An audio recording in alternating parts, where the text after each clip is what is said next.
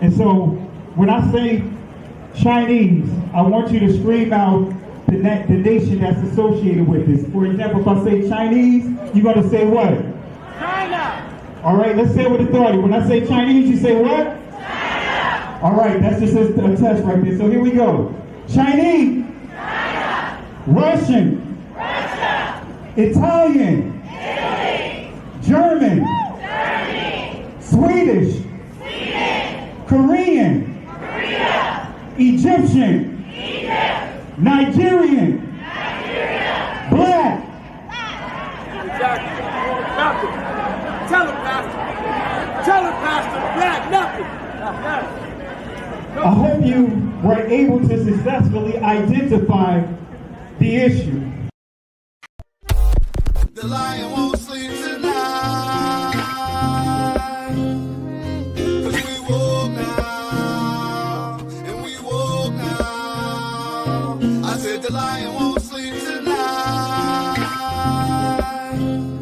'cause we woke now, and we woke now. They want us to sell our souls to barter profit, like God's property. It's hard to market, so we steady to aim, keep your eyes on target. 'Cause when you got to drive, yeah, they'd rather you park it. But I don't valet, you ain't getting these keys. I'm keeping closed hands, I'm on bended knee. I'm just a reflection, dealing with 8 sections. Art mixed with life, you can feel the convection. Your lion won't sleep tonight,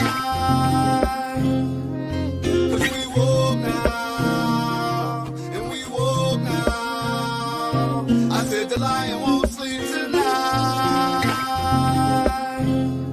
'cause we woke now, and we woke now. I said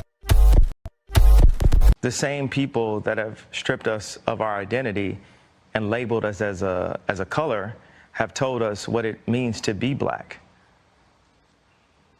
and the vernacular that we're supposed to have.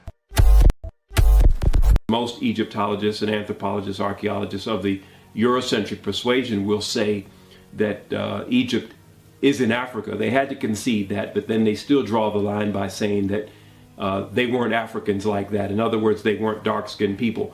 And of course, this is all part of the Great Deception. And the reality is that if they give up Egypt, ancient Kemet, if they give that up and say that that was a part of black Africa, then they will also have to give up Israel. And that's why they draw the line at Egypt, because if they give up Egypt, they've got to give up Israel. Now, we're going to go over here, and I'm going to show you where Israel sits on the African tectonic plate, which means that Israel is northeast Africa. Now, when we look at this map, this is the Sinai. Okay? This is the Red Sea. This is Egypt. This is the Sinai. This is Israel. All right, this is Saudi Arabia over here. Now, if you see this in Hebrew, it says Haluach Afrikani, the African plate. Here it is right here. Israel is sitting right here. Israel is sitting on the Haluach Afrikani, which means that Israel is northeast Africa. Without question, we are in northeast Africa. We are landlocked to Egypt, with the exception of the Suez Canal, which was a man-made ditch, a boundary now between, in fact, it's not even really a boundary anymore since Egypt has reclaimed the Sinai Peninsula. But nevertheless, even those of us who are Pan-Africanists in our thinking and Afrocentric, we forget and we leave off that portion of northeast Africa and don't want to claim anything beyond that. Europeans classified this area as the Middle East. You know, and then since this the Middle East, the other question, where the Middle West? Where the Middle North and where the Middle South? They don't have no geographical terms like that.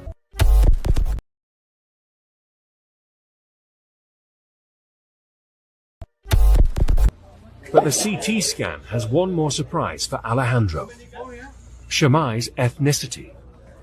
Well, they have just told me that Shammai has Nubian features, which means that their ruling family was probably Nubian, and that was unexpected. Examining Shammai's anatomy closely, the thickness of his bones and the shape of his nasal cavity, the anthropologists think he was a black African, likely from neighboring Nubia. A huge revelation that challenges the prevailing image of the Egyptian ruling class. We always thought the ancient Egyptian elites were Mediterranean type, and in this sense, Shammai is representing the society of the frontier, in which different ethnic groups were mixed. At the end, it doesn't matter the color of your skin. Shammai was Egyptian.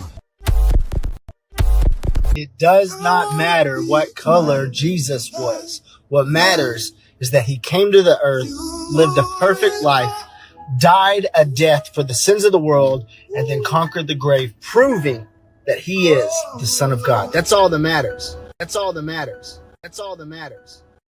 It just doesn't matter. It just doesn't matter. It just doesn't matter. It just doesn't matter. It just doesn't matter. It just doesn't matter.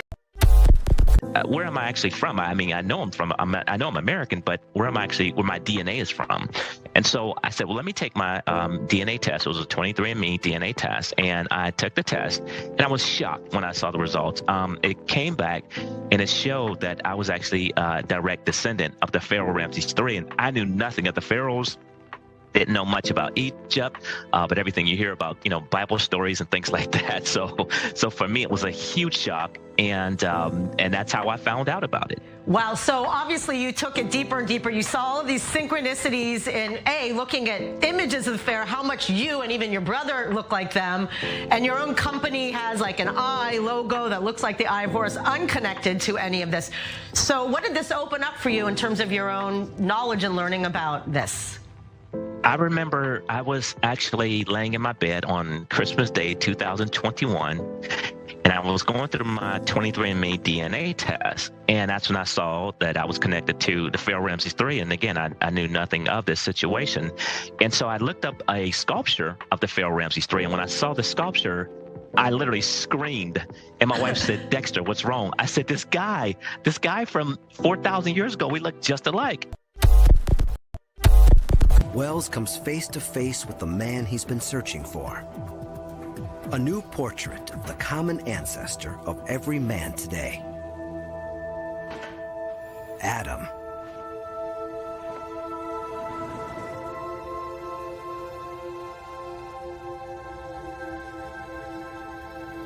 Without the skull, we can't know for sure what Adam looked like. But a combination of genetic evidence, vendors' forensic skills, and cutting-edge computer software suggests he looks something like this. Thousands of years after the Bible, and hundreds of years after Michelangelo, we have a whole new face for Adam. I like the expression. He's got a very forceful look. He's intent on something, maybe taking over the world. You begin to get perhaps an insight into why these guys won out and why this guy's our ancestor.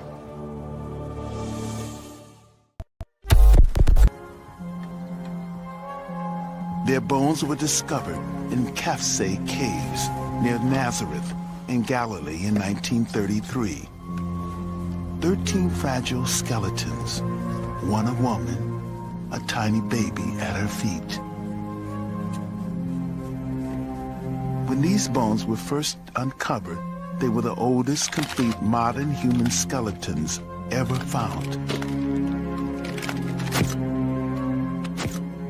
The numerous skeletons that have been found in caves in Israel at the sites of Kafse and Shkul show us that there were modern humans outside of Africa over 100,000 years ago. Those modern humans may well have gone up the Nile corridor through Sinai and into the Middle East. Planned Parenthood was made by Margaret Sanger, a known eugenics with the KKK, to control the Jew population. When I say Jew, I mean the 12 lost tribes of Judah, the blood of Christ, who the people known as the race black really are. Hitler was, and the Nazis, of course, expanded on Margaret Sanger's approach to eugenics, right? Eugenics was a movement that was born in the United States under hard doctrines of racism with the intent of eliminating the tribe of Judah in the African-American community in this country, right? To eliminate them with the intent of eliminating the tribe of Judah,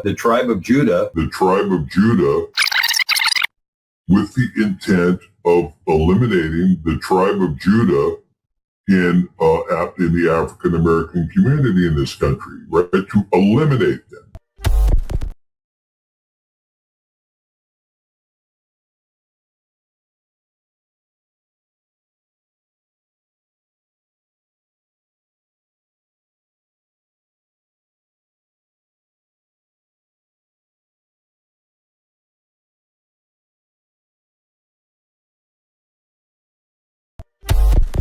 Tell us more about your work and the coursework that you're doing, because you are a real advocate for this topic and why it's so important in the times we're living in. I appreciate it. I think the most important thing is like the if so, so what?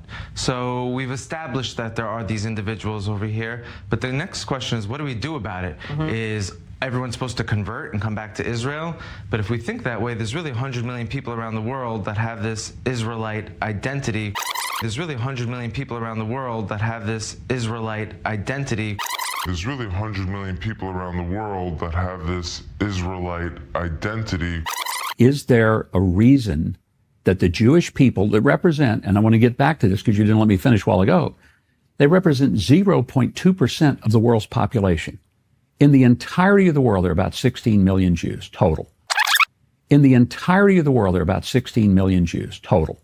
There's really 100 million people around the world that have this Israelite identity. 16 million. 100 million. 16 million. There's really 100 million people around the world that have this Israelite identity coming from the tribes. And Israel's, smaller than the size of New Jersey. Is it sustainable to think in the way of having to convert and bring back? And if you look at the Lemba, they don't even want to convert. They said, why are we converting to something we're already part of? Genesis chapter 11 verse 10 explains the genealogy of Shem. Shem was a black man in Africa. If you repeat this fact, they can't laugh at you. If you repeat this fact, they can't laugh at you. If you repeat this fact, they can't laugh at you.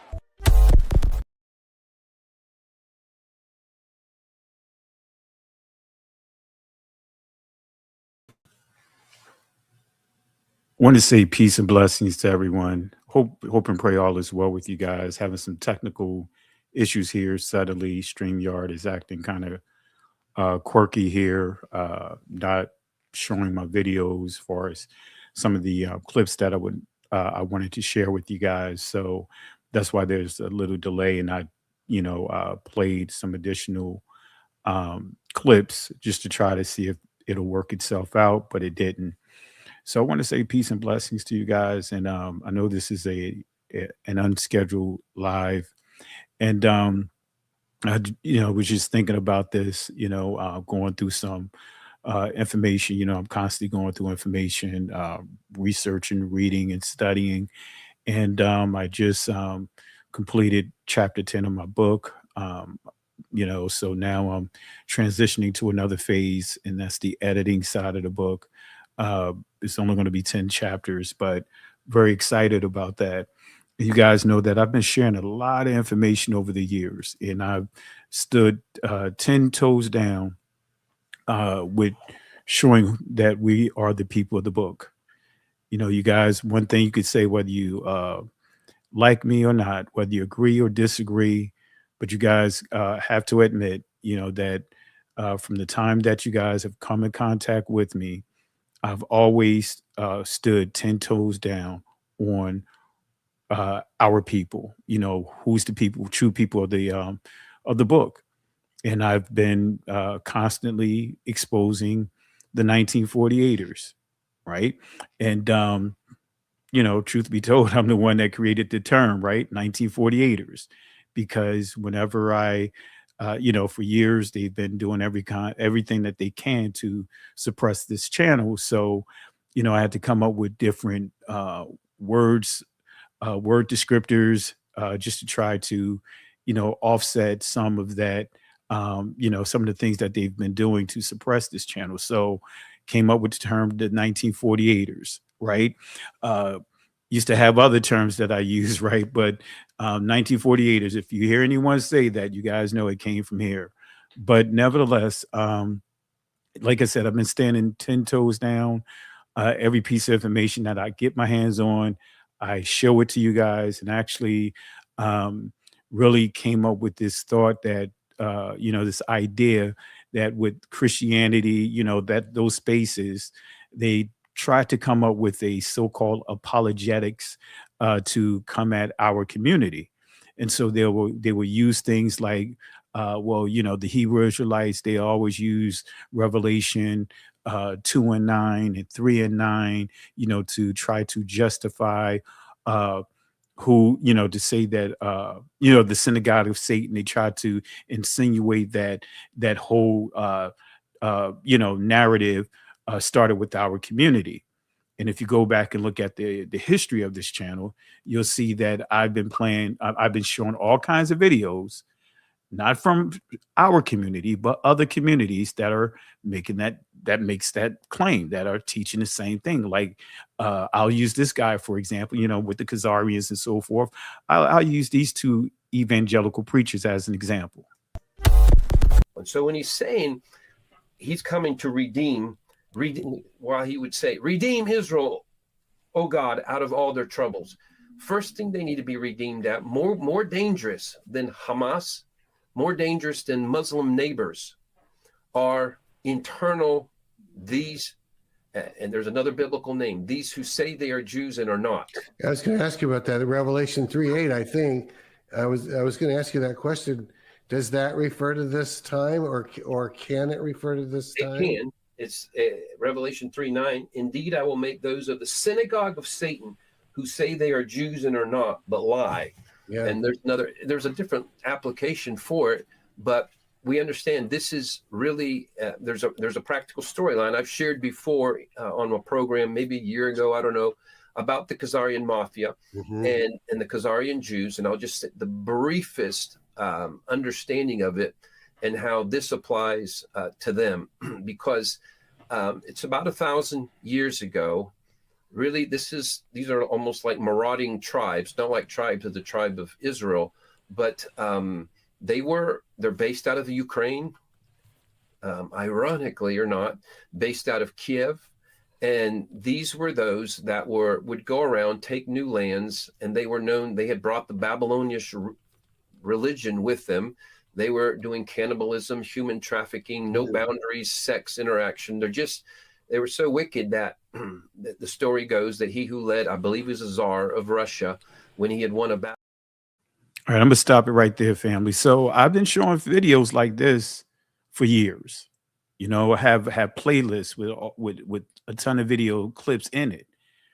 Because these spaces, these Christian apologists, they have a way of coming up with ways of trying to how can I put it, lump us all into a certain narrative, right? That narrative of Black identity extremists, that term that the federal government came up with. They want to box us in with certain narratives, right? And so let me show you a couple more clips, family. These are the stuff that I've been showing for years, and I encourage you guys, look at the playlist, right? That's why this channel has over 1,200 video clips on it, because I covered so much information. Here's a judge. Here's a judge. Without getting too semantic, or at the risk of getting too semantic, does it matter that the Jews are not Semites, or does this phrase anti-Semitism just means hatred for the Jewish people? They're Ashkenazi, they're Eastern European Jews. Wait a minute, that's a judge, right? That's a judge, but I'm not going to stop there. Here's another pastor right here.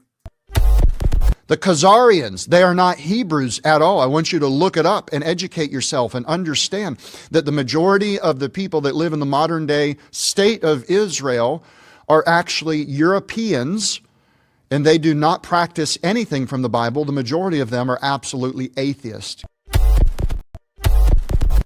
I know the blasphemy of them which say they are Jews and are not, but are of the synagogue of Satan. For you to say that those Jews are God's people, that Judaism is a godly religion, is blasphemy against the name of the Lord Jesus Christ.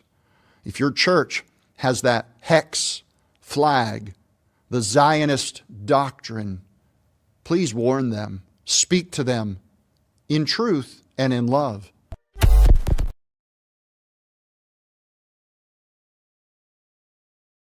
As saying that many will, from this awakening, will say that the white man is Esau, and the 1948ers, they are Esau. How they like to kind of like come up with talking points, create a straw man and think that that's something that's going to stick.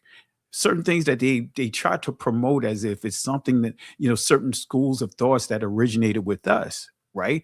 But let me show you someone who teaches the synagogue of Satan. Now, I don't agree with Esau as far as being the white man, but my point is, I want to make sure you guys see and hear that no, it's not us, it's others, other communities, other people groups that are teaching this. Now, this guy is a pastor, Rich Tidwell. I don't agree with a lot of the stuff that he teach, but nevertheless, I want to use him as an example. Here we go. And my hope is in this sermon that you and other Christians will come to understand that the people reigning in Jerusalem today are the same ones reigning during Jesus' first coming. They are the Edomites that say they are Jews and are not, but lie. On X, no one is discussing who the synagogue of Satan is from Revelation chapter 2 and 3. No one's discussing who this group is. Now, you'll notice that we're not allowed to talk about ethnicities anymore. Have you noticed that? You notice that, right, family? See, I've been bringing this stuff out for a long time. And to the point where, as though some of you guys may remember that you had Christian apologists, right? They made over almost 100 videos about me. They helped the channel grow. They helped the channel get to the numbers that it is, because while I continue to stand 10 toes down on teaching the truth, they had to make up stuff. They had to go way out in the left field. And, so they helped bring people to the channel. And once they came, they remained. So it was to the point that these guys are like, they were like this whenever I would do a lesson, whenever I would do a teaching, whenever I would show proof of who we are, when they asked about the DNA, hey, take a DNA test, took multiple. And it proved that I am connected to the ancient Israelites. But it was so bad that these guys were like this right here. I can kind of encapsulate it all within this one video clip. They were like this.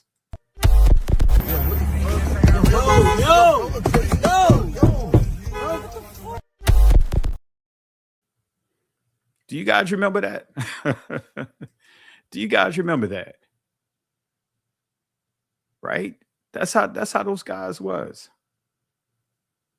All right, let me see here. Looks like again, if I can't see your comments, family, don't charge it to my head, charge it to my heart. I may have to try to open up another browser. Bear with me 1 second. Let me see if I can launch another browser, because I can't see anything. YouTube is doing all kinds, not YouTube, StreamYard. Now suddenly I can't see any comments coming in. All right, let me refresh it. All right, I'm gonna try I'm gonna try to prevent myself from having to go all the way out. But nevertheless, do you guys remember that? You remember that? If you guys remember some of the craziness that I had to deal with, because they can't debate me on information, right? They can't go at any of the information that I presented. They had to make up lies, right? Or stuff that had nothing to do with the actual information that I'm presenting. And you're talking about places and spaces that are supposed to be Christians. They're supposed to be teaching Jesus, right? But do you guys remember that? Some of the videos, if you go to a video that's titled playlist that's titled Wolves in Sheep's Clothing, you'll see some of the videos there that I did in response, but I took a lot of those videos down because I didn't want to bring attention to those spaces. But I want to thank them for helping We Woke Now grow to where it's gotten to. We've never paid for clicks. You never heard me read an ad. You never heard me read sponsors, and I've gotten all kinds of opportunities for sponsors. Got emails, wanting to give me all kinds of monies to sponsor videos. I'm talking about, some of the offers that I got was like, $4,000 per video. But you know what, family? I don't care about that money stuff. I don't care about that money stuff. You know what I mean? The Most High is taking care of my wife and our household. I work a 9 to 5. I'm a pastor, full-time pastor, and full-time working at 9 to 5, the whole nine. You guys do contribute to the platform, and I really appreciate that. But you guys have never seen me chasing money. It never will. But I want to just kind of pivot here, right? Because last night we discussed Candace Owens and, the Russian icons, and seeing that the path that she's on. And I know some of our brothers and sisters, and some of those, I just got to call it what it is. Some people that just straight up hating, who try to knock me and dog me out because I'm showing Candace Owens videos of her going in on the 1948ers. Now, I may not agree with all her the things that she stands for in terms of Catholicism. I don't agree with the George Floyd things and all that. And I have videos on here about that. But one thing you got to give her credit for: name one platform that went in on the 1948ers like she did. Name one group within this awakening and outside this awakening that stood 10 toes down for Kanye West. And actually, she was the first one, truth be told, that stood 10 toes down defending Kyrie Irving. I got the videos are right on this channel. Go to the celebrity, woke celebrities or whatever, and you'll see when one of the oldest videos I have of Candace Owens is her standing 10 toes down defending Kyrie Irving. Right? Now, I don't agree with all the other stuff, the politics, but I got the videos to show it, to prove it.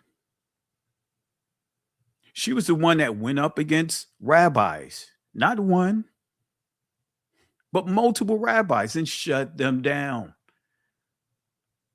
So for me, it's like, well, man, she's pushing our plight. She's pushing some of the things that we've been teaching.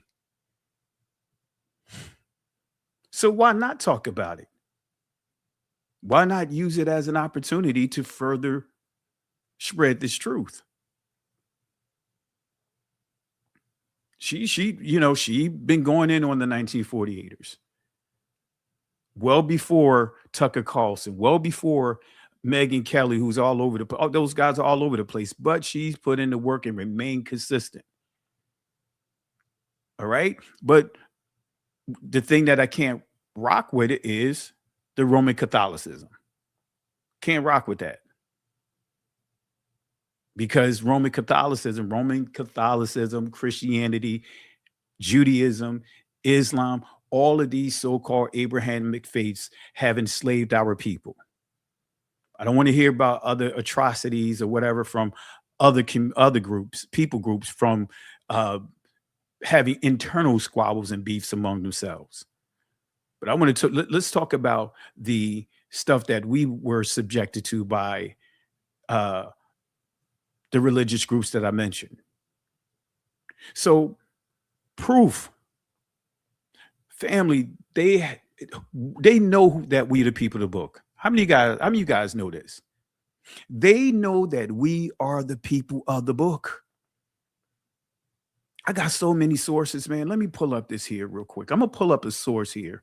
And before I do that, let me pull up this PowerPoint. Let me see if I can put it inside my PowerPoint real quick. All right. I got a source up, and I used this source before for different for from a different angle, dealing with the DNA, showing that the original DNA that was established was E, and that was in Northeast Africa, right? In Northeast Africa, that includes the Levant, because the Levant, uh, the what you call it, the Fertile Crest, all of that are modern descriptors that was created within the past couple of centuries. The Middle East, all of that was Northeast Africa, sits on the same tectonic plate, right? So let me bring something up here real quick. Let me see here. Is it in this presentation? Because I want to use this to kind of segue into a source that I want to present to you guys here. Let's see here. Let me try one more. I think it's in this one here. All right, let me pull this one up. If it's in here, I'll copy it over, and I'm going to use this to kind of set up this source here. All right, let me see. Bear with me 1 second.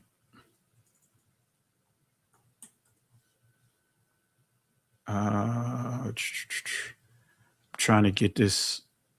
If not, I have to just pull these slides in. I'll create some slides from scratch. Let me see here. Nope, it's not in this one. Let me just create a couple of slides here. I'll just do it this way to save some time here.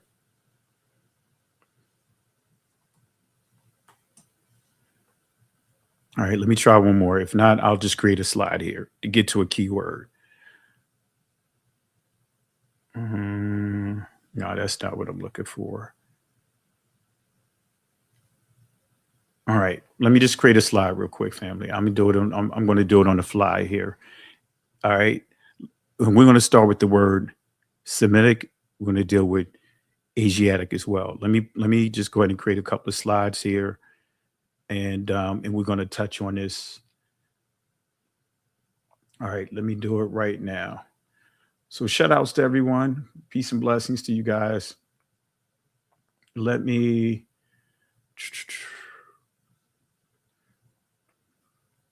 get this slide up real quick. All right, we're going to start with Asiatic. Actually, no, Semitic. Let me pull that up here real quick. Let me pull up all right. Let's see here. Semitic. All right. All right. Let's do it this way. Bear with me 1 second, family. I'm kind of freestyling a little bit. All right, we're going to pull up. Let's bring the Oxford. All right, what is it? What's going on here? All right, here we go. All right, now this is the Merriam-Webster Dictionary definition of Semitic. Let me pull that in it, and I'll bring it up on the screen for you guys. All right. All right, now let me bring up the Oxford. All right. And then I'm going to create a slide for the Afro-Asiatic. I'm going here for a reason. Let me see here. Let's see here. Bear with me 1 second, family. All right. Excuse me. This is the Oxford. All right. One more slide to create here. I'm doing this on the fly.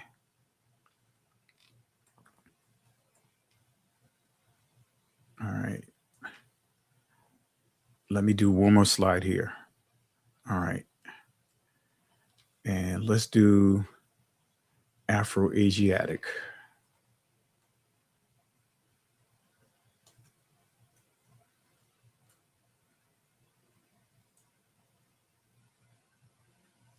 All right, Afro. Where is it? I thought I had it here. Let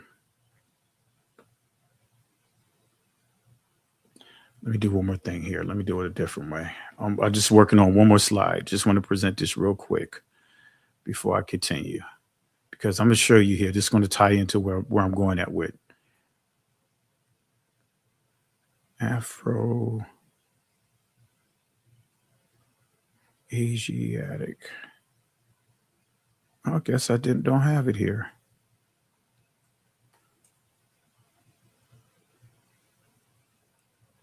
All right. I thought I had it here, family. I thought I had a slide for Afro-Asiatics. All right, but it is what it is. If need be, I can create one once we get to, if I need to bring one up. But let's go to do it this way, family. I'm not going to do it right now. We can still work with these two slides, okay? Let's go ahead and work with these two slides. Let's start with the word Semitic, right? This is Semitic, right? This is coming from the Merriam-Webster dictionary. And as you see here, it says Semitic, right? The Shemitic, however you want to pronounce it. Yeah, I saw the interview. I'll do something on that. I saw the interview with Fred Price, but that's a whole nother discussion. I'll probably deal with that this week. So appreciate the question, but I'm not going to deal with that tonight. But nevertheless, let's deal with the word Semitic, and just want to, let's just stay on topic tonight. We'll deal with the Fred Price, but I just don't want to have conversations that's going to take away from what we're doing right now. Don't want to have distractions with going down that path. All right, so let's stay focused on what we're dealing with tonight. So I'm going to share with you guys a key piece of information to prove that they know who we are. All right, peep this out, family. So what do you guys see on the screen? On the screen, you see that when you see the word Semitic, right, or Shemitic, right, it says the first entry is of relating to or constituting a subfamily of the Afro-Asiatic language, family that includes Hebrew, Aramaic, Arabic, and Amharic, right? So we see all of this is connected to who? Afro-Asiatics, right? This is dealing with Northeast Africa. But you see, it started off as this word was used as a language group. Look at entry number 2, of relating to or characteristics of Semites, right? But it's all still tied to the Afro-Asiatics. But then you got this weird entry that was added much, much later. You see the word Jewish. Come on, family. Oh man, wait till my book release. I'm gonna share a lot of information about, some basic information about how this word came about. I'm not gonna get into it tonight, but you see an unusual entry here. You guys see it? It's almost like, remember the electric company? Was it electric company or was it Sesame Street? One of these things do not belong here. One of these things are not the same. One of these things do not belong here. Now it's time to play our game. Y'all remember that? Which one don't appear? I mean, looks like it's a forced entry here. If y'all see, if y'all could point out the forced entry, just type it in. Type it in. Just type whatever one. If it's entry number 1, 2, or 3, which one appear to be a forced entry here? All right. If you guys want to just highlight it, just type in a number. If it's entry number 1, of or relating to or constituting a subfamily of the Afro-Asiatics, or number 2, relating to or characteristics of Semites, or number 3, Jewish. Right? Okay, now you guys starting to catch on to this, right? Y'all catching on to it, right? Okay, let's go to the Oxford, right? Let's see what the Oxford Dictionary say about this same word. It says here, relating to or denoting a family of languages that includes Hebrew, Arabic, Aramaic, and certain ancient languages such as Phoenician, Akkadian, constituting the main subgroup of the Afro-Asiatic family, right? So this is why you saw, this is why you heard that, not Kanye, but what's his name? Now I can't think of his name now. Kyrie Irving. This is why he said when he was at the height of the controversy, he said, I can't be anti-Semitic, right? Against himself because he's because he's Semitic, right? He's Shemitic, right? So I want to go back a little bit. Let me go back to the previous slide here, right? Oops. Right? Now again, initially, like I said, this was a language group, right? That's why you see Amharic. Amharic is a Shemitic language, but this Amharic is not ancient. Amharic is the modern language of what is actually called Ge'ez or Ge'ez. The ancient pronunciation of it will be Ga'az. Ga'az is a Shemitic language, right? And it connects to the Sabines or Sabaans, right? It connects to the Sabines, right? It connects to, what's the other one? The Ashkemites, right? Right? Because their ancient language did not have all the vowel movements. It only had the ah sound associated with all the letters. So this is why if you pulled up the Zondervan Bible Dictionary, right, the compact one, and you go to Semitic, you'll see Canaanites there, right? Because the Canaanite language is considered a Shemitic language. Not saying that the people are Shemitic, but the language is under what is called the Shemitic or Semitic, right, umbrella. Does that make sense, everyone? If you guys follow me, type 1. If this makes sense, type 1. Right? If it makes sense to you, if I need to further explain it, let me know. If it makes sense, type 1. If you're still a little lost on it, type 2. All right. So again, why is that important? Why is that important to know this information?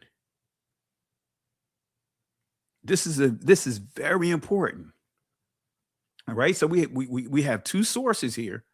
Let me see if I can bring up one more source here. Let me see if I can add one more slide here.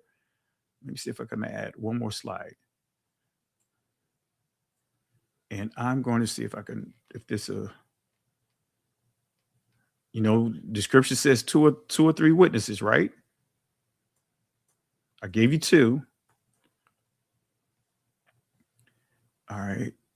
Do I have, let's go to, all right, let me put this one in here.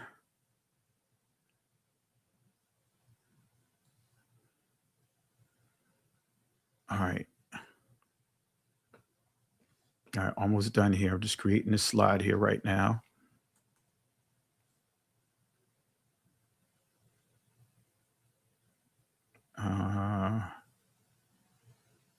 Semite. Yeah, let me do it this way. Let me create this slide. Let me pull this one out. All right, because I'm going to bring up a source here. I'm going a different direction of what I intended to go. All right. All right. We're almost done, family. I'm pulling up the etymology. I'm creating a slide right now. All right.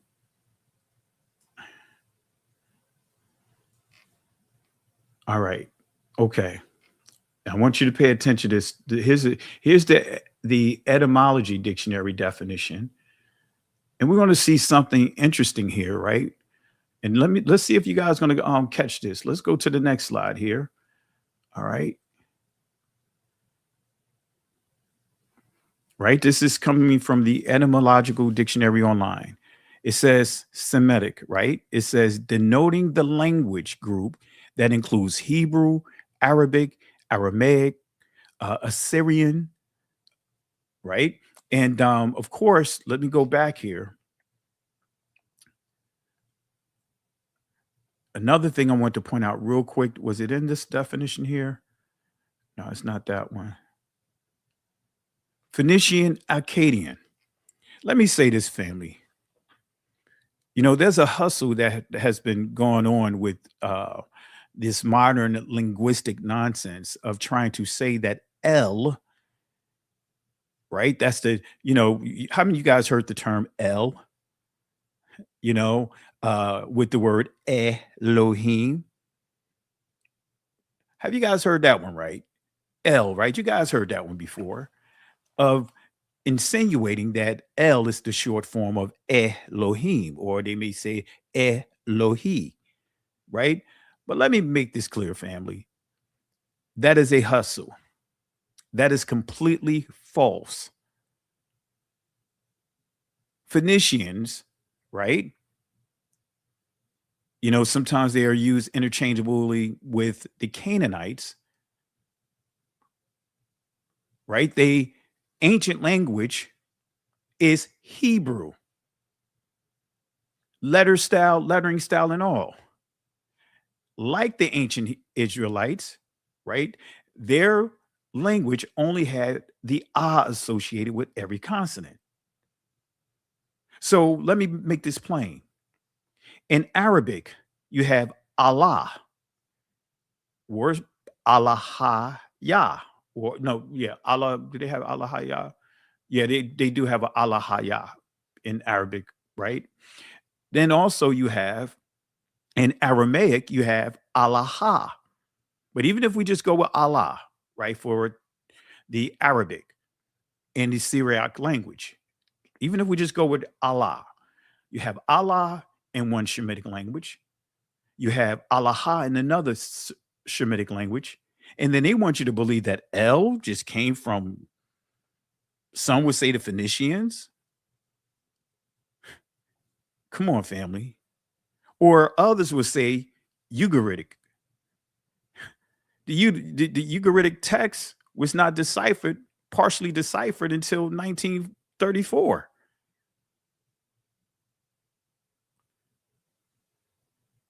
Come on, family. Look, I'm gonna say this to you, and I'm gonna say this. I'm gonna give you one pass on this, Maryland, Judah. Please do not come on this channel and trying to tell us what to say and what we don't say. Right?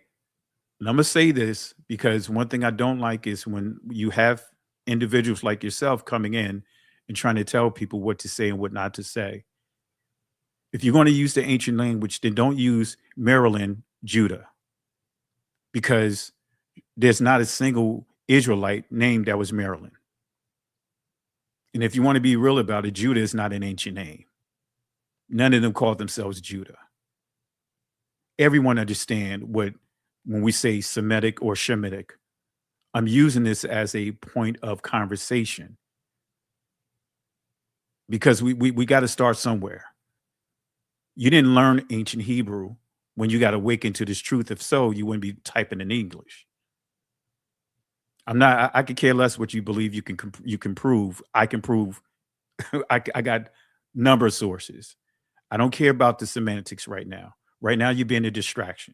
So I'm trying to be nice, but please don't post this nonsense here. We come from Japheth. Okay, let me moderate this. You guys know what to do. This person is trolling. All right. But anyway, family, that's what happens when you bring up certain discussions, right? Certain people just come in and just try to hijack the narrative and start posting all kinds of stuff that's way out in left field. I was trying to be nice, but reading some of the comments, no, we're not going to do that. We're not going to do that here. All right. But anyway, family, the point that I want to make sure you guys understand, right? El is not an ancient Shemitic word. Let me say that again. El is not an ancient Shemitic word. Right? And when I say Allah, Allah is part of, it's a word in Hebrew, It's a word in the Canaanite language. It's a word inside the Phoenicians. It's a word inside Aramaic. It's a word inside Arabic.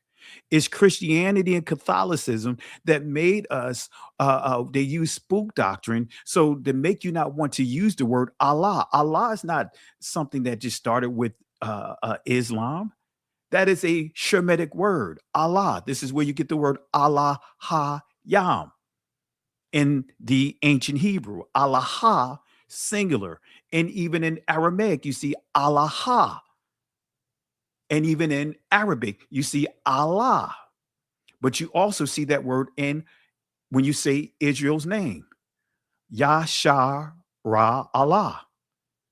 That's the proper pronunciation of the ancient name for Israel. It's not Yisrael. Yisrael is not an ancient pronunciation. That is a modern. So why am I sharing this with you guys? Why am I sharing with you guys? Now, we all can agree when we say Afro-Asiatic, you have to start with who? Us, right? Do you guys agree with that? You have to start with the Negroes, right? You have to start with who, family? Who do you have to start with? When you say L, or not L, but Afro-Asiatic, what people group do you start with? Do you start with the Europeans? Do you start with the Asians? Do you start with the Turkish or Turkic people? Who do you start with? You start with who? I'll use the term that you'll see in many spaces like anthropology, the Negroid infinity. The Negroid infinity. We have to start with who? Us.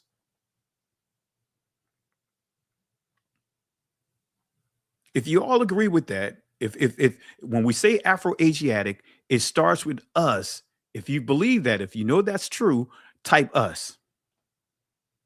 If not, type something else. It started with us, right?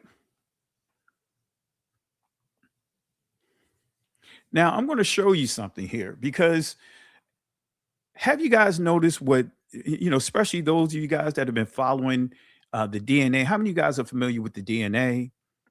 If you guys are familiar with the DNA type 1, right? I see my sister Carol inside the building. I'm going to drop the link if you want to come on, feel free.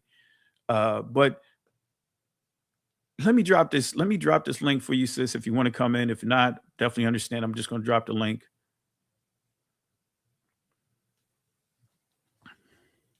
All right. So let's start with this here. Let me pull up a source here. Because when you understand E, and don't let anyone lie to you, the very first group of people in Northeast Africa, they were Negroes. The DNA, they classified them as E. This is like in 84, when they first established the first haplogroup. And it was in Northeast Africa.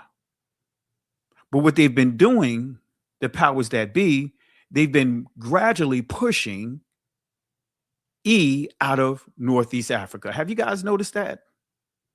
Now they're pushing E further away from Northeast Africa and trying to isolate it in West Africa and South Africa, but not Northeast Africa. Have you guys noticed that?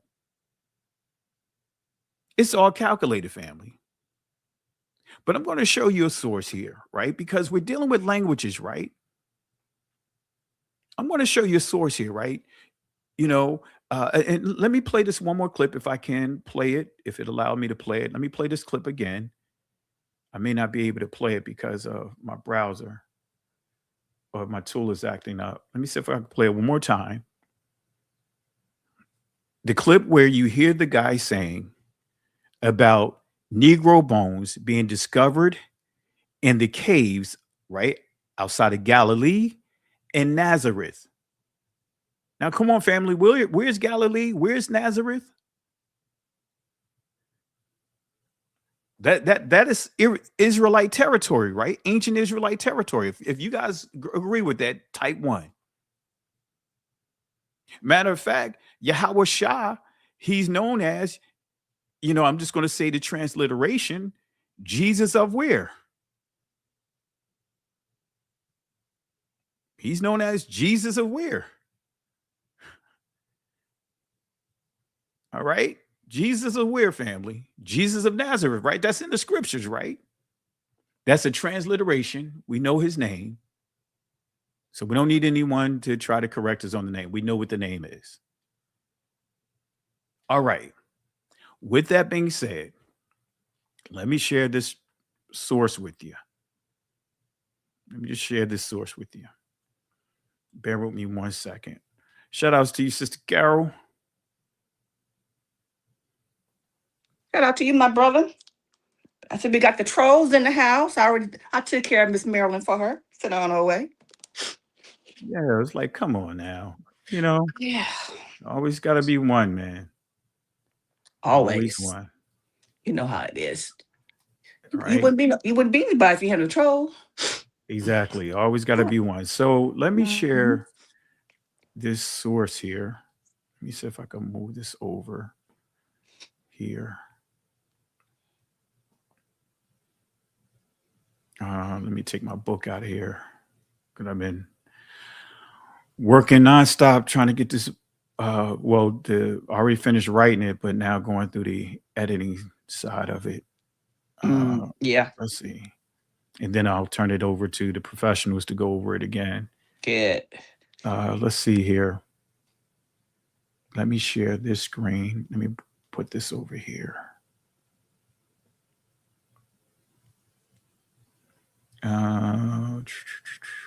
So I'm going to put this over here. I'm going to remove that. And let me share this screen. We'll go back to it.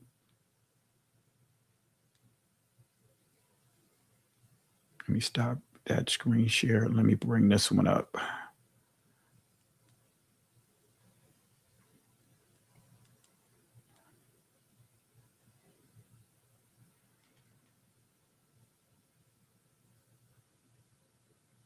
All right. You guys see this here? If you guys can see this, type 1. Is this shown on your screen, Sister Carol? Yes, it is. All right. Perfectly. Now, what's the title of this article, family, that you see?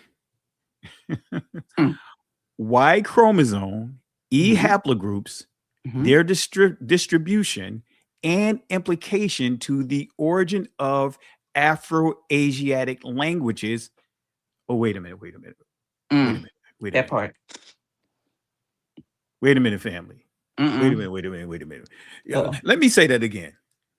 Y chromosome, E haplogroups, their distribution, and implication to the origin of Afro-Asiatic languages. Say what now?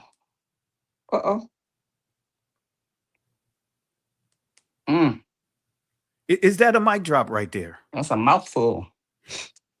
Now, when I shared this article, I focused, I didn't really go into the language side of it, right? I focused on the side of it showing that, because this will tell you that the original people in Northeast Africa started with the E, was classified as E. Come on, family. You can't get away from this. You cannot get around this. And what does the Y chromosome represent? Exactly, the men. That's right. Now look at what it says right here. Archaeological and paleontological evidences points to East Africa as the likely area of early evolution of modern humans. Genetic studies also indicate that the population from the region often contains, but not exclusively, representatives of the more basal clades of mitochondria and Y chromosome, right? So this is making it clear who's the original people. The original people had a what? An original language. Correct. Now, let me play this video, family, so that way this all makes sense to you guys. I played the clip earlier, but let me play the clip again.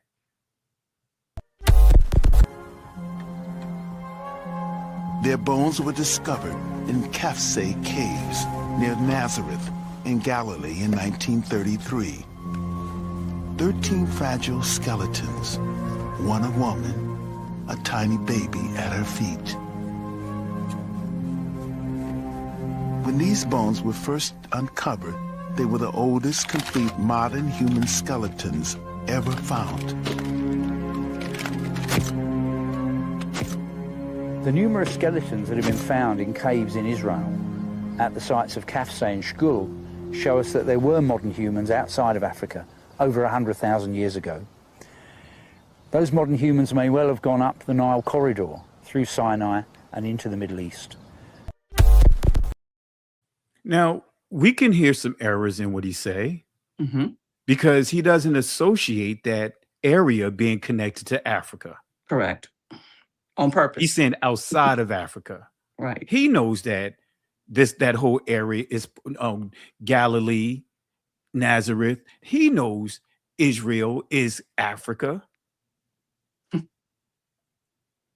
So these are some of the layers that you have to unpack, family. So when we talk about the oldest language, to Sister Carol's point, because Sister Carol mentioned, the Y chromosome, right? That haplogroup, that's for men. But the mitochondria, guess what? The women, the women holds the key. That's where you get what is called what do they call it?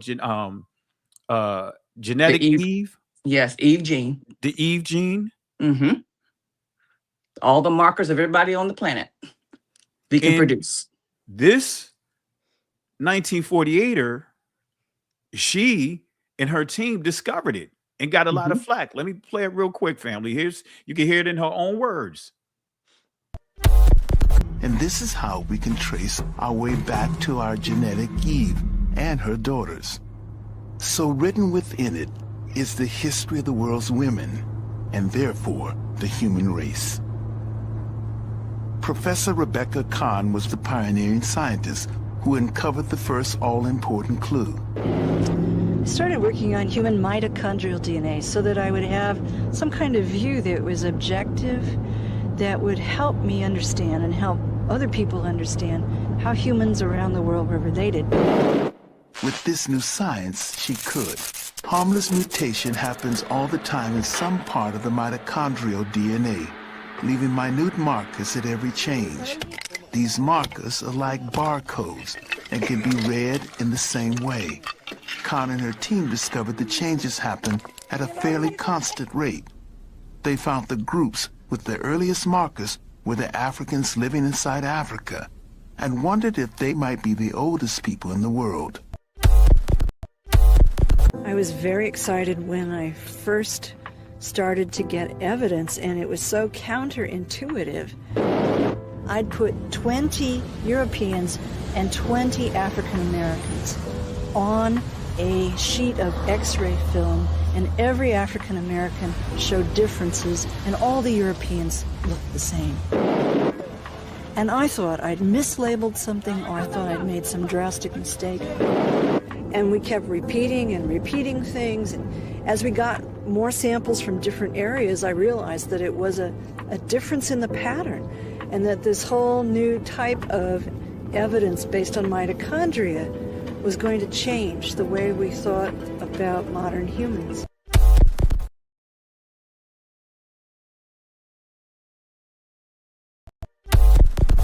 In 1987, Kahn and her colleagues published a paper showing for the first time that the markers stretched back to Africa, showing quite clearly that this was the birthplace of the human race. New Guinean tribesman, Parisian bartender, American teacher, Polynesian farmer, all were improbable relatives linked through one black woman 150,000 years ago. Their findings caused a sensation. The responses of people were sort of amazing. The public was genuinely interested in certain aspects of it, but there was a tendency to misinterpret the data because of the terminology used to describe this woman, African Eve. And people thought it meant the biblical Eve, the single woman in the Judeo-Christian Bible of the wife of Adam. I have to say, even my own uncle sent me a Christmas card the year that our study was published saying, "How dare you, you know Grandma wasn't black."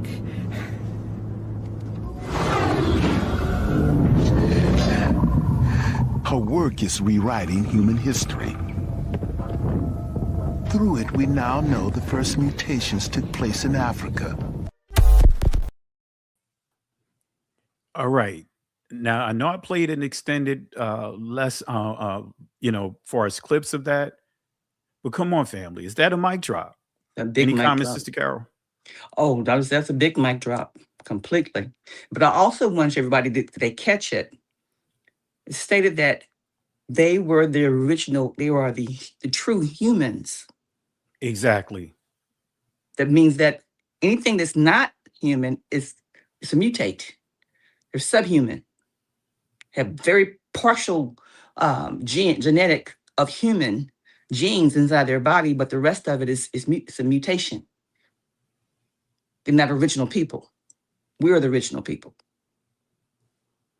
Say that again, Sister Carol. So for the people in the back, I'm not going to have you do the slow-mo effects or anything like that. I can do slow-mo. But that's a patent. That's my patent, No, but go ahead, sis. Say that again for the people to understand.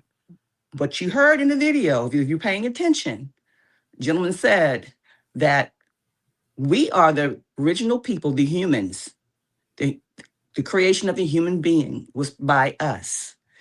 Anything that's not created human is a mutation. So people who do not look like us are mutations of us.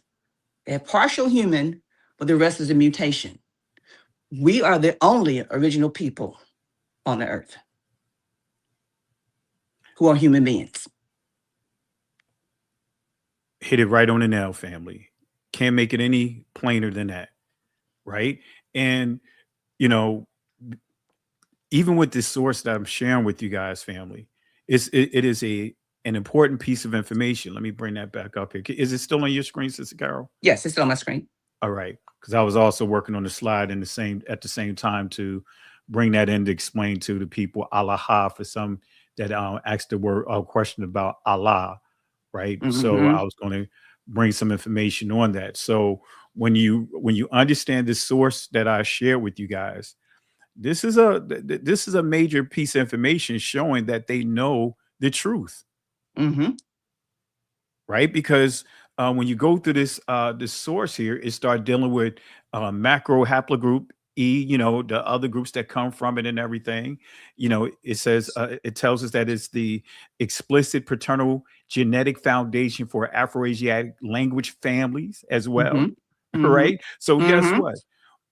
Don't let anyone try to tell you that this Israeli stuff is ancient Hebrew. It's not. It's a mutation. It's not even a mutation. It's a mad scientist in the lab creation. Yes. What this so-called modern stuff is Yiddish. What many of you guys may not know that Yiddish, right? Germanic groups such as Poland, Romania, Russia, right? Ukraine, all those areas, right? They had a form or a dialect of Yiddish, right? But they use Syriac letters, the block letters, for those languages. They brought that same phonology over into what they call their new language, in which Eliezer ben Yehuda created. But it's still Germanic. Correct. Right? That's what they did, family. What you hear today is not Hebrew. It should not even have a label of Hebrew on it. Correct. It's Israeli language. So this paper that I'm showing you here, right? Because it deals with the Sahel corridor, right? And so this paper tracks the diversification of this market to crucial corridors stretching from the Red Sea, right? The Red Sea coast to Sudan, into the Ethiopian area. Come on, family. Isn't that what he mentioned too about how they spread, how the migration, even though he wanted to say they may have went up in the Nile corridor, wanted to still try to keep the separation away from Northeast Africa. This is all Northeast Africa, family. And we know Sudan is also means foreign Judah.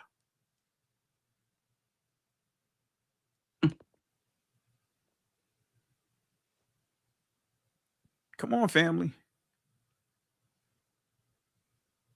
So this is telling us that the original uncorrupted Semitic language, the Shemitic tongue, utilized as a primitive protocol and raw consonant power of the yod was biologically hard-coded into the throat track. Oh, let me not. I'm about to go geek mode on air. Let me not. I don't even want to say geek mode. I'll say brain mode, like Pinky in the Brain. Now, why is this important, family? Because it's noted that at least 70% of the men in our community carries E. Yes. By way of those slave ships, carries E. Exactly. There's something special about you, Judah. So the transition from Northeast Africa, right? And then when we start getting into the Sahelian, I believe that's the word I'm trying to Helian, I believe it's Sahelian or whatever. The origins of the cargo that holds the middle passages follows a precise genetic highway mapped by the studies of, genetics that we just pointed out. It's all at the source. And when we start understanding the bigger picture. Exactly. Because this source that I'm sharing with you, right, it makes it clear the importance of EM2. And it is prevalent among our community. And again, 70% at least of the men. And now when we get into L2, the Eve gene, L1, L2, that's the women in our community. Correct. Let me correct someone in the chat. There is no such thing as the Middle East. That was a created term. All of that is East Africa, Northeast Africa, to be exact. There's no middle anything. It's nothing middle. Exactly. Remove that term out your brain. And what's sad, sis, is that these people, their deception is so crafty because they have so many still holding on to that delusion. Yes. And many of us don't even know, because it's hard to get rid of certain things. And I'm not just going to say that to that person, but even myself, right? All of us, when you're trying to get what you have been taught out of your system, like, many people, even though they know the true name of, let's just say, the Holy Spirit, Rawak, HaQuadash is the Hebrew, but the Holy Spirit is actually Rawak, Yahweh. Now, many will still say Ruach because it's been programmed into our minds to say Ruach versus Rawak. They put a hack in us that if we say anything outside of what they created as a baseline, it makes you feel uncomfortable. Correct. Because many don't want to say anything outside of Jesus. Oh, no. And then those that are in this awakening, they don't want to say anything outside of Yeshua. Yes. Or Yahuwah, that other one. Yeah, but Yeshua, starting with Yeshua is not an ancient transliteration. No. Yeshua, right? It connects to the Greek. Correct. Yeshua, all of that is still dealing with this Israeli stuff. That's not the ancient pronunciation, Yahweh Shah. But the point that I'm making is how we've been programmed, right? Because even in this awakening, you still have people using church. You're right. Even though they know that church, that word, which added to the Catholic lexicons in the 4th, 5th century. That Celtic word. But now, even right now, still, even in this awakening, many cannot get away from that word church. And I want to make it clear, I'm not knocking anyone, not throwing any shades at anyone. Just want to make sure I'm just using that as a point, a reference to show you just how deep the strongholds are and how it muscle memory. And how now we have to what? Undo that stuff. Go ahead, sis. No, you right on the head. Keep on going. You know, and so family, I'm going to show you another source here. Let me just clean up this slide. You know me, sis, I'm always cleaning up my slides. Mm-hmm. But one good thing is that they serve a great point of reference, like for screen prints and stuff like that. Right. So let me bring this slide up here real quick. And we're going to deal with the question that was asked about Allah. We're going to tear down the lies that we've been subjected to about the term. Now, I want to make it clear, we're not practicing Islam. We're not doing any of those things. We don't practice that stuff. All right. But the point that I want to make is that word Allah is not something that's just solely an Islamic word. It's a Shemitic word. All right. So let me bring this slide presentation back up. All right.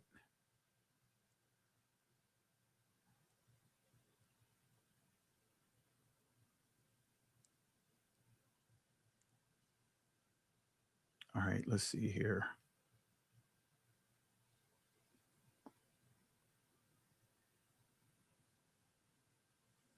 All right, where's my, all right, let me stop the screen.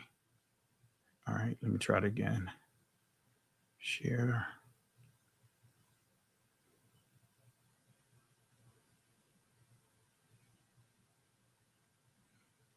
All right, can you see my screen? Not yet. There we go. All right, let me copy some slides here. All right, here we go. All right, Allah, right? And I'm going to tell you this is incorrect. It should be Allah, ya with a at the end. But I'm not going to get into all that right now. But this is coming from the a comprehensive etymological dictionary of the Hebrew language for readers of English, Ernest Klein, right? And I want to pull up this word here, as you see here. Here you see Elohi, right? Elohi, right? Now, of course, in the ancient Hebrew, it would be Allah, because it doesn't have a Y there. So it'd be Allah ha ya, right? Actually, in the ancient Hebrew, it'd be written with 4 consonants: the alap, the lamad, the ha, and the yad, right? And so you in ancient Hebrew, right? Each consonant is a syllable. Now, when you get that I or I, however you want to pronounce it, at the end, that is when you truncate this ya. That's all Israeli stuff. That's not how ancient Hebrew or the Shemitic languages functioned, right? This would actually be pronounced because this Yah, this is the Father's short form of his name, and you're cutting it off, or they're teaching us to cut it off. So it'd be actually Allah Yah. But here is right? Lo, because you see the segal, which makes the sound, and then you see over here, you see the colon, which is to the left top of this letter, lamad. So it'll make lo, and then you have the correct yod here that makes the e sound. So it'll be Elohi. And I'm just explaining this to some of you guys that may not be familiar with this. Now down here, you'll see Elohim. But nevertheless, look at what it says here, right? It says godlike, divine. It says from Eloha, right? Eloha. Let me see here. And then you see the Syriac, right? Let me zoom that in. This is key too here, family. Let me see if I can zoom this in. I'm trying to, because some of these dots are really small. So I want to get to this part. right? So you see Eloha, right? But here you see that's a patak. So the patak will make an ah sound. So it'd be ah, la, ha, ya. That's in Syriac.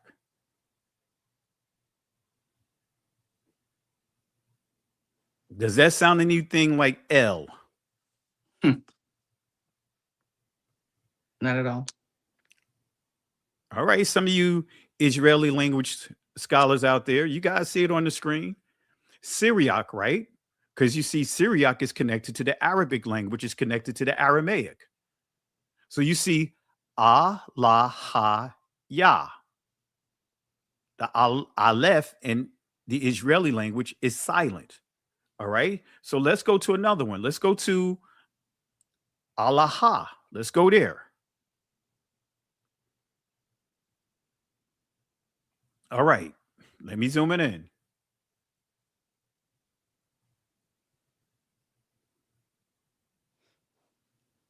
All right. So it says here to worship as a deity. And notice where it says, right? In Arabic, it says Allah ha. He deified. So you have Allah, but then you also have what? Allah. Oh, wait a minute, fam. So where did L come from? I know many of our brothers and sisters don't want to let go of the system. I know, as Sister Carol pointed out, and tonight I'm being good cop. Normally I'm like pretty on it tonight as well, right, Sister Carol? That's right, exactly. Hardcore. I'm trying to be good cop. But many of our brothers and sisters, they are promoting this Israeli stuff, right? And that is part of the deception. Correct. I just share with you guys, right? Oh, well, let me share with you one more thing, because I share with you Allah, right? But let me show you one more source here. Even though I couldn't find my Aramaic dictionary PDF, and I could bring this up in the Aramaic as well. But look at here, Allah Aramaic. That's a mic drop. Allah Aramaic. This is from the English Dictionary of Contemporary Ancient and Babylonian Assyrian. But here it says L in Ugaritic and Phoenician. I already explained that to you guys. The Ugaritic text was not deciphered. It was partially deciphered in 1934. So that eliminates this. We know the Phoenicians wasn't. Right. Correct. So Elohim, guess what, family? They are hijacking the very first letter of the ancient Hebrew language. We are supposed to be the ones that's teaching them, not them teaching us, because we leave it up to them teaching us. They are going to continue to teach us lies. And they've done a good job of it.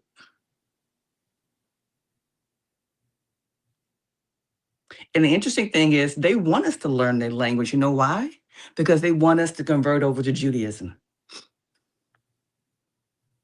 Exactly. Now, family, I just shared you some major nuggets in a short period of time, just off the language. And I've been teaching this for years on top of years. Am I right, Sister Carol? That's right. So again, one of these things do not belong here. One of these things are not the same. L is not an ancient pronunciation. Because in order to form that word L, now you have to what? Silence the very first letter and put what? A segal there. And then you have to what? Dropped the last ah.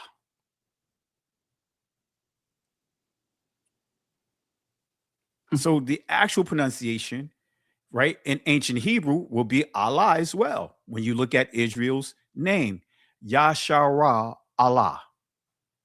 Not Yasharella, is Yasharah Allah. That's the proper pronunciation of the ancient word for Israel.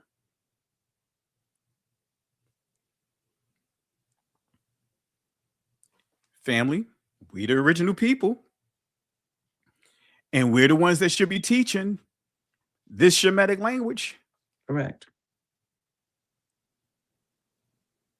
Didn't that source say, Sister Carol, that the the Afro-Asiatic language stems from what genetic haplogroup? E. E. Us. You made me think about the Jetsons. E. And a little goofy dancing went with it. That means I love I you. love you. Yeah. You know, I'm a straight, you know, brain guy, you know. But think about it, family. I know it's hard, family, because when you teaching stuff like this, many people, right? You kind of feel like you're outnumbered. But truth prevails, family. I don't care if I'm outnumbered. And Sister Carol knows I've been sharing this for the longest. Many of our brothers and sisters reject it. Exactly. Not because they can prove that there's flaws in what I'm saying, because they can't. Right. But because of being comfortable with that and don't want to be mistakenly associated with groups that they may deem to be radical groups within the community. They don't want to be associated with the camps. Look, I don't rock with the West One doctrine or the One West doctrine or nothing like that. I don't rock with any of that stuff. But truth is truth, period. Exactly. No matter where it And I comes know from. many of them may not rock with what we do over here, but truth is truth, period. That's right. And if you go back to that Black Lives Matter message that I gave, that speech I gave, the entire message, you'll hear me say Yahushua HaMashiach.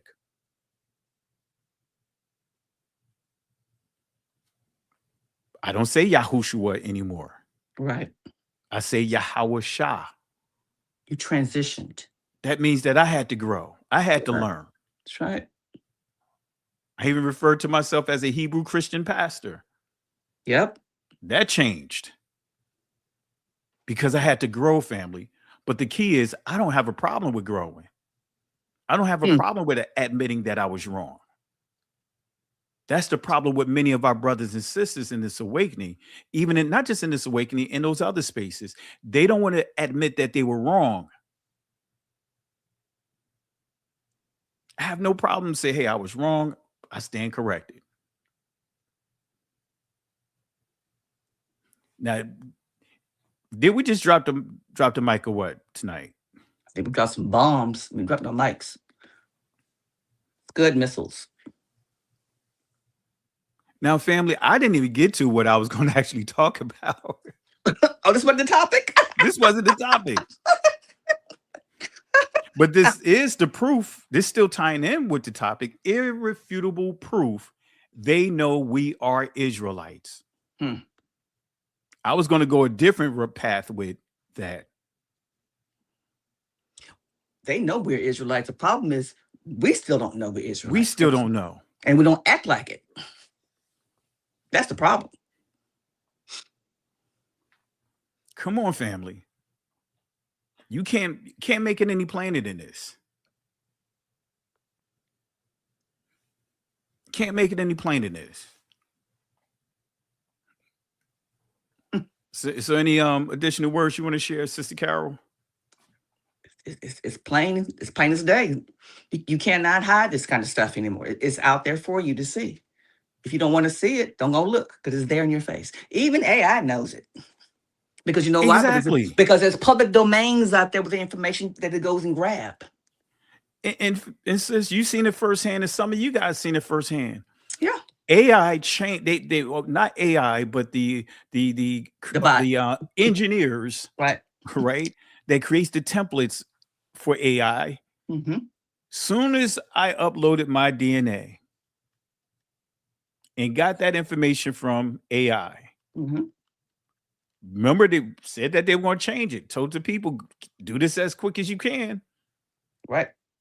And they changed it. They tried. Now they they took the fringes off of ChatGPT. But chat, they still, it's like some of the AIs are, Claude, they still pressing through. Yes, they We got are. to do a little more stuff, but still. But we did it here first. Mm-hmm. Yeah, we use Claude today on Marin's Yeah, I scholar saw team. that. I saw Mhm. that. It's out there still. And all it did was validate my book. That's it. So Completely. family, this is the, one of the, if we want to call it a Trojan horse, this is the Trojan horse that they used to rewrite history, race. Mm-hmm. Yes. That code word. Race is the Trojan horse Mm-hmm. because many of us will be, we feel so much gratitude, or should I say, acceptance when we say that I'm a black man. Yeah, proud of it. We will hold on to a descriptor, but not a name. Mm-hmm. A title they created, but not our name. Like the Father, Mm-hmm. right? Father is a title, but that's not his name. No.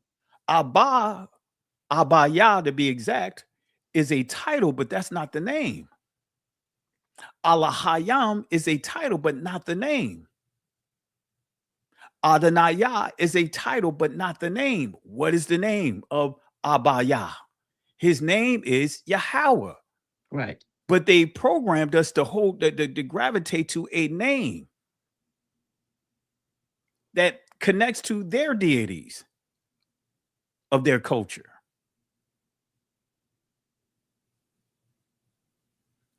Right? This is calculated, family. Matter of fact, let me play this clip real quick, and then I'll share something real quick. Remember this right here? Let me let this rabbi say this again. The religion created the Jewish people. The definition of a Jewish person is somebody who is transformed by receiving the Torah. So he said the religion created the Jewish people. So the people created religion first and then created construct. Oh, come on now. The 1948ers they came together, created a religion, just like if you was doing a fraternity or sorority, you trying to create your own. Right. If you're trying to create your own fraternity, trying to create your own sorority, whatever you're trying to create, you create your own, and then you come up with whatever is going to be your theme, whatever is going to be, whatever deities is going to be associated with. That's the truth about fraternities and sororities, family. Whatever deities, Greek deities you're going to have associated with it, all that stuff come with the territory. And then you come up with what you're going to call yourselves. Mm-hmm. The religion created, let me let you hear it, family, one more time. So you guys can't say that I'm saying it, just making it up. Look at what he said. The religion created the Jewish people. The definition of a Jewish person is somebody who is transformed by receiving the Torah. Okay, so now let's hear what else he says. That's what the Zionists did, except instead of a baseball team, they went to try to convince the Jews that the Jewish people are a nation, like France and like Spain. We'll get a land, that's Israel, that's our stadium. We'll get baseball bats and balls, we'll create a language. They sat down to create a language because nations need languages. They sat down to create a language because nations need languages. They sat down to create a language. They sat down to create a language. They sat down to create a language. And what language did they create, family? This Israeli nonsense that many of our brothers and sisters are pumping their chests up, learning. Come on, family. That's what they created. They created their own language, and it started really taking form back in the 7th and the 8th century. It was the 7th to 8th century when they removed the delta from the Greek transliteration going into the French. So instead of saying Iudeos, now to say what? Eus.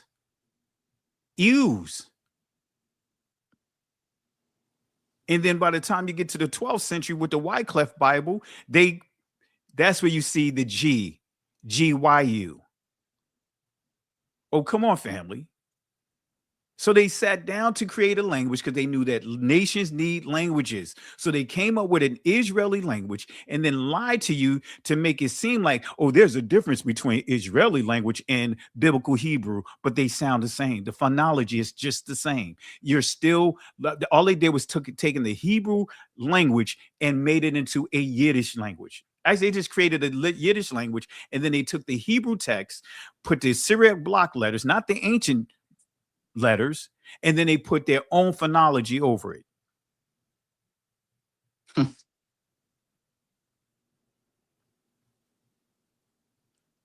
I love that remix that you put on there. Oh yeah, you know, I used to DJ back in the day. You know what I mean? You know, let my Jersey accent come in. Yeah, I mean, yeah, I'm saying, you know what I mean? Yeah, I mean, used to be 100, holding it down 100. All right. Yeah, I mean, all right. You know what I'm saying? Yeah, I mean. So family, this is the Trojan horse, though, for us. Race. This is the thing that they use for the entire world. This is how they hijacked this group of people. I'm not gonna go into the details, man. When the book come out, I encourage you guys get the book because I explain all of this in a different angle. Am I right, Sister? Yeah, you did. It's very good. I've been proofreading. It's very good. I'm not even going to go into the details, family, because I don't want to let the cat out the bag. But it's a lot of information. But it's given it in a way that let me leave it alone. Yes. So let's deal with race, just real quick. We're not going to be here all night, but look at here. Anthropology newsletter, The Origins of the Idea of Race, Audrey Smedley, November 1997. Now, this source was taken down. It was taken down soon as this commander-in-chief got into office. And this is a source I've been using since you know me. Am I right, Sister Carol? That's right. But look at what it says, family. Contemporary scholars agree that race was a recent invention and that it was essentially a folk idea, not a product of scientific research and discovery. This is not new to anthropologists. So it's saying it's a joke. It's a folk idea. The Greek word is muthos. Didn't Paul warn about fables? Yep. This is what would be called a fable, muthos in the Greek.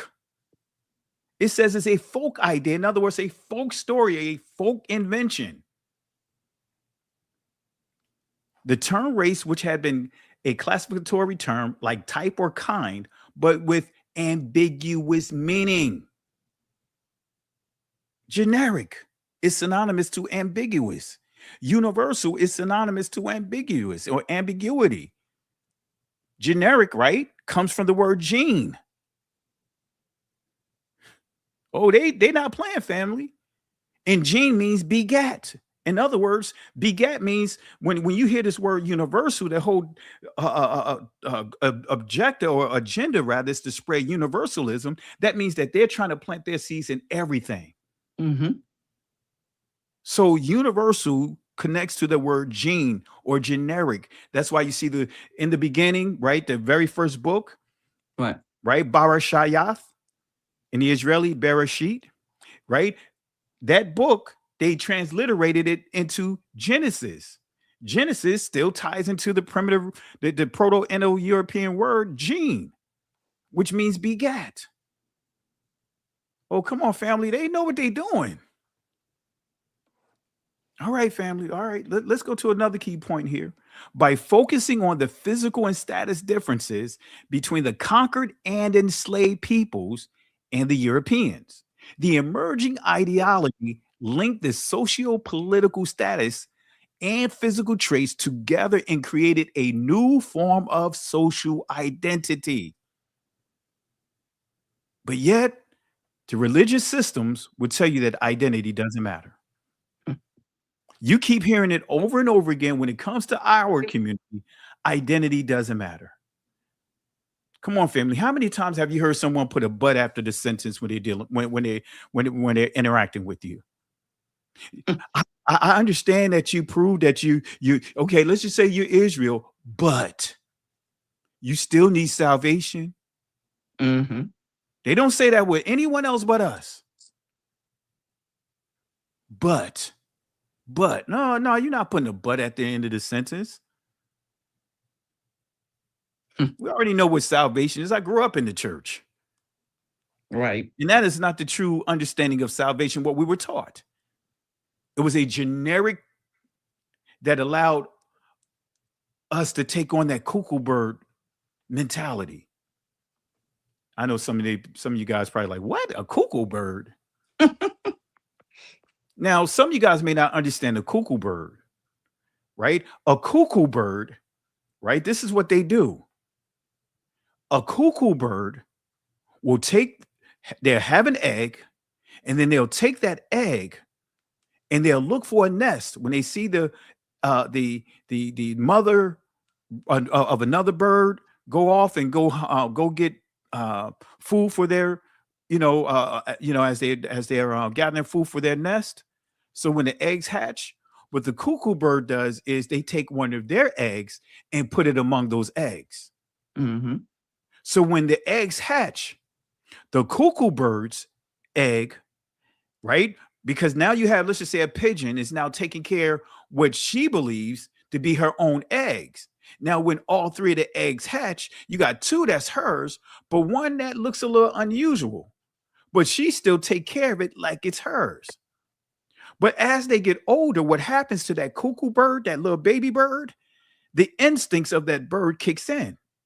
And what happens is that cuckoo bird baby kicks out the other two babies out the nest. Literally murders them. And then the mother pigeon still come back and take care and raise that cuckoo bird as if it's their own. That's what we are dealing with in our community. We are dealing with a cuckoo bird spirit that they have planted. They don't even have to be among our community. They have their own, they have us taking care of the cuckoo bird descendants. And we are raising cuckoo birds among us as if they're our own. And that cuckoo bird is genetically designed to take out our original seeds.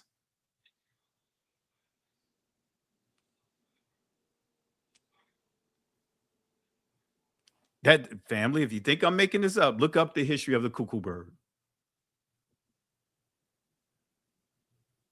And that's what we're dealing with right now. They have us in the basketball world or the football world, we use the term self-check. Oh, don't worry about it. Hey, you can throw the ball to them all day. They're going to drop it. Or he can't dribble, or she can't dribble, or they can't shoot. Let them shoot. See what I told you? They missed. That's how they have us wired, family. So when you see brothers and sisters pushing this Israeli stuff, guess what? That is the spirit of the cuckoo bird. When you have our own brothers and sisters that will rather defend a religion than to stand on 10 toes down to defend your own brothers and sisters, guess what? That is cuckoo bird behavior. And we dealt with a lot of that from people that call themselves Christians. Am I right, Sister Carol? That's right. Too many. So, family, as you see here, and we're gonna wrap this up. Don't want to keep you guys too long. You know, that's why I went a little earlier. As you noticed, I went 9 o'clock. I came on about 10 after 9, but still, you know, don't want to be too late here. So again, family, it says that by focusing on the physical and status differences between the conquered and enslaved peoples and the Europeans, the emerging ideology linked to the socio-political status and physical traits together and created a new form of social identity. So in other words, they turned the world upside down. That's what they did, family. They turned the world upside down. And now, through this universalism, through this Catholic Judaism and all this other religions, they have planted the cuckoo birds. They're seeds among us. And we're raising their seeds. We're raising their deceptions. That's why Christ warned us about wolves in sheep's clothing. They're going to look just like you and I, but they're carrying an agenda to take us out, to prey on us. All right, let me see. I think that's it. Who's the architect of this system? Johann Friedrich Blumenbach, German anthropologist. What does that mean? German family. What is the word that is used for German? Ashkenaz. That's the biblical word that you see under Japheth, right? So this is telling you Japheth created the system of race and changed the identities of the entire world. Thus, the prophecy we see in Genesis chapter 9, verse 27, I believe, when it says Japheth is going to dwell in the tents of Shem in Canaan. And what that means is that they're going to conquer. They're going to force themselves to be in our homes, to be in our places of worship. That's what Paul talked about when he dealt with in 2 Thessalonians chapter 2, verse 3 and 4, when he dealt with the son of perdition. Coming up in all our spaces, coming up in all the videos. Trying to make themselves, presenting themselves as if they are Yahweh himself. Why? Because they have what? The flag. 1948 has got a flag. They got their emblems. They got images of themselves. Not just them, but Christianity. All these guys got images of themselves in our place of worship. But they look at us as being evil. If we say, wait a minute, actually it looks like the description should be us, not you. Come on, family. Anyway. As a result, even when ancient texts, art, eyewitnesses, accounts describes Israelites, Moors, Egyptians as being black per se, these anthropologists ignored and distorted the data to align with white supremacist ideologies. That's what they do. All of these different areas of studies have been hacked to push the institution of race. So what followed was the erasure of our identity from biblical, historical, and academic records, replacing the true bloodline Israelites with fabricated racial categories and modern sanitized labels that continue to mislead us to this day. Correct. So whoever controls the pages controls your thoughts. Any comments, Sister Carol? Just like they created the narrative that we were the descendants of Ham. Exactly. Because of the land of the blacks. And we're cursed. Come on, family. And we ate that who up. helped spearhead that? The 1948ers helped spearhead that whole deception in their Talmud that was that began its conception in the 5th century. Family, don't let them fool you and make you believe that the Talmud is an ancient text. No, it's 5th century.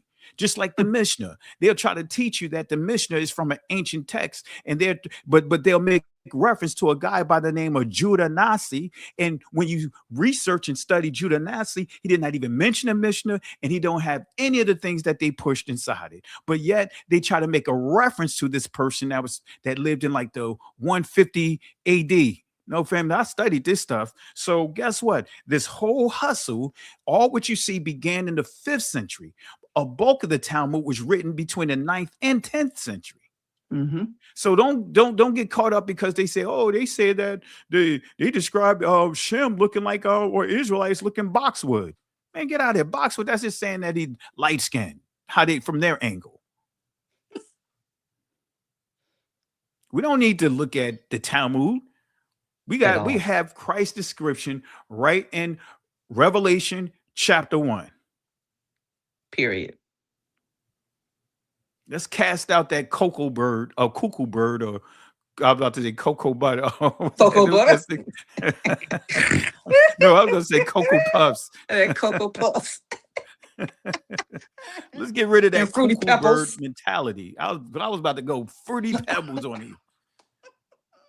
Come on, family. We got to cast out this cuckoo bird mentality, these seeds that have been planted.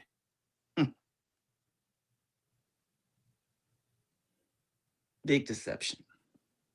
But you got to give it to them. It's diabolical what they did. Look, man, I say that over and over. Sis, I said it over and over again.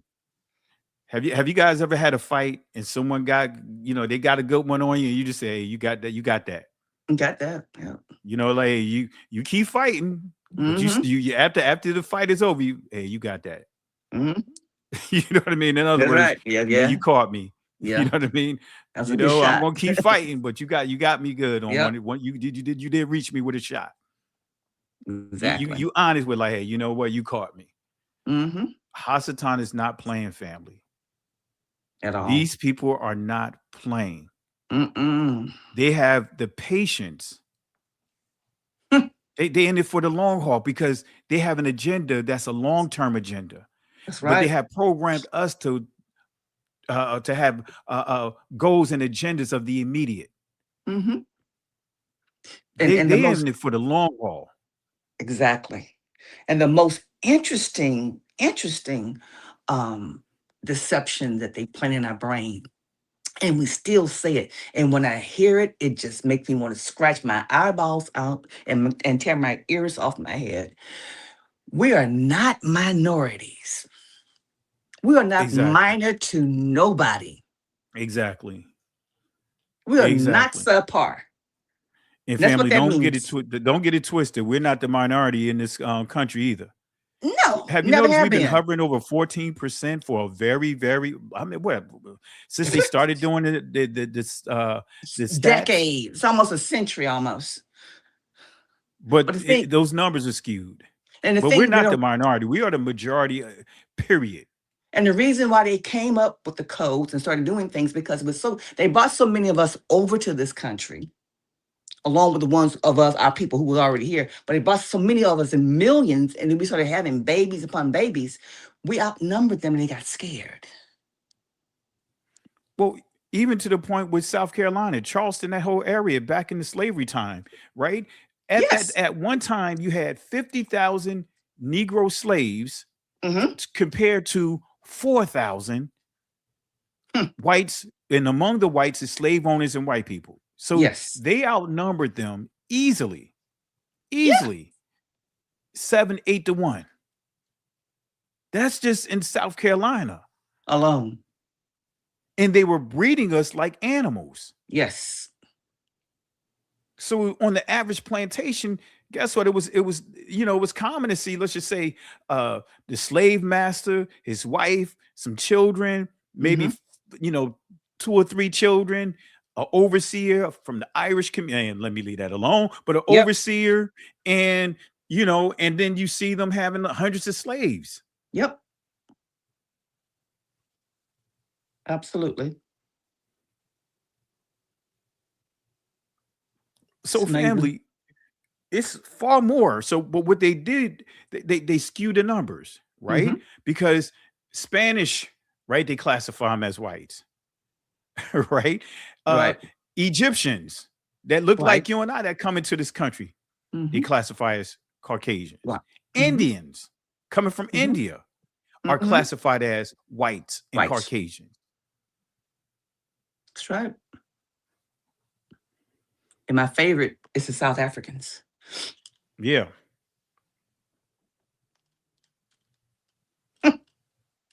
But as Sister Carol pointed out, family, they bred us like animals. Yes. Now, on record, we know it's more, but let's just say on the record, surviving Negroes in this country, right? They say like anywhere from 500,000 to 1 million. We know it's far more than that. But let's just go off of those numbers. Right. If you're doing this breeding thing, because that's what began to happen, because as other places start shutting down, it was like the United States, like, we got to keep breeding. We got to breed them. We got to keep pumping it out. Get this thing going. So we outnumbered them, period. Always have. And always will. And always will. But the problem is now, it's hard to keep that statistical lie going. Because we keep growing. So now what they do, drink water, drink water, drink water, drink your 3 glasses of water that's filled with fluoride. Oh, drink your 3 glasses of water, 3 glasses of water, get your bottle of water, Flint, Michigan, the water supply, we're going to give you all these bottled waters that are filled with microplastics. Oh, family, they in it for the long haul. Anyway. Any comments as we get ready to wrap up? No, man, I think we did all the thoughts for the night. just know that we are the ones, and that there's nothing they can tell us, that they can show us, that they can do to us, and we're covered.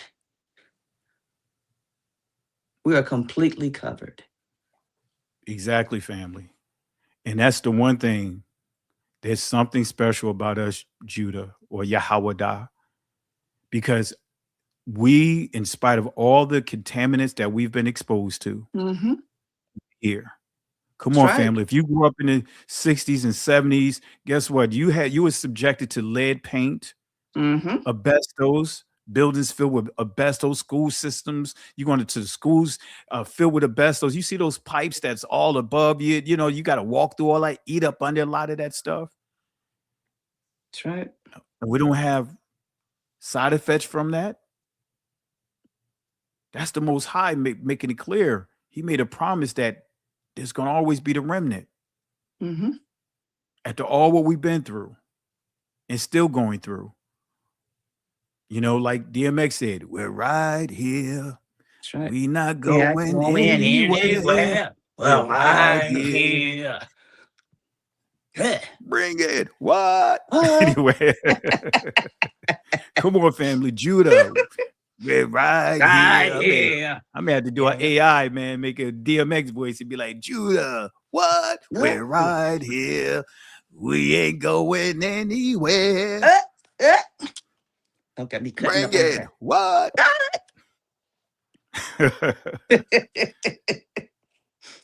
Anyway, family, it's good to be able to have fun, and just joke around. But family, it is serious still, family. It is serious. But with that being said, I don't have anything else. You good, Sister Carol? I'm about to wrap it up. But just want to say this, family, fear ye not, stand still, and see the salvation of Yahweh. These Egyptians that we see here today, in other words, these people, right, that we're dealing with right now, these 1948ers, this commander and thief, and all these different groups around the world, right, that's trying their hardest to suppress us. Guess what, family? Fear ye not, stand still, see the salvation of Yahweh. These Egyptians that we see here today will not have power over us ever again. The Most High will fight for us, but we have to hold our peace. The Hebrew word inside that text is charash, which means be quiet. Calculated silence. Can't go back, can't stay here, keep moving forward. Shalom. The largest ever U.S. delegation to Israel just took place. 250 state legislators from all 50 states arrived Monday for an event called 50 States, One Israel. They planted 50 trees at a site of the October 7th attacks and met with Israeli leaders. Netanyahu's office called it the biggest bipartisan visit of American lawmakers to Israel. Foreign Minister Gideon Sa'ar urged them to push anti-BDS laws in their states, which are meant to discourage boycotts of Israel. So far, 38 states have already adopted such measures. Tsar described BDS as part of a coordinated global effort against Israel, saying the best response has been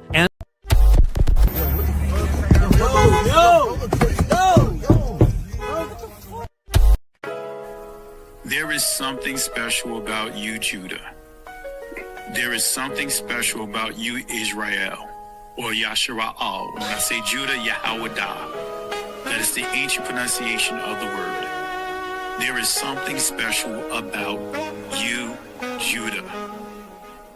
Yahweh only spoke to you, to us, as a nation, and he spoke to no other nation. That's why we are supposed to be what? That light. We're Yah's chosen people that's separated. We're supposed to be the nation that's teaching the nations, not the nations teaching us. Lion of Judah come upon the earth, bringing unquenchable fire. All the tribes of Israel and the believers stand in power. Speak with authority, worship uncontrollably. There's something about you, Judah. Fire upon the kingdom of darkness. We may suffer for a little while, but joy cometh in the morning. Judah special, no wonder we were a chosen vessel. In and out of captivity, weaving like a pretzel. Messiah come through the tribe, clean out the bloodline. We disciples, so put us up on the front line. Face to face with crime, cause we ain't scared to grind. When you connect the divine, we stay pressed for time. Evangelize can define, put us in prison in. Worship first, but we always invite the spirit in. Hold your revolver through a pen, stacking souls in empty bins. Joe in the morning, this a warning, you will never win. Fire upon the head of the serpent, he next tail chirping. It's too late cause your tail's already burning. I don't want your riches, gotta match it with gold streets. Movies all around me, the light shine, no police. The living used to be deceased, resurrected to a feast. Nothing like being in peace at the table with the meat.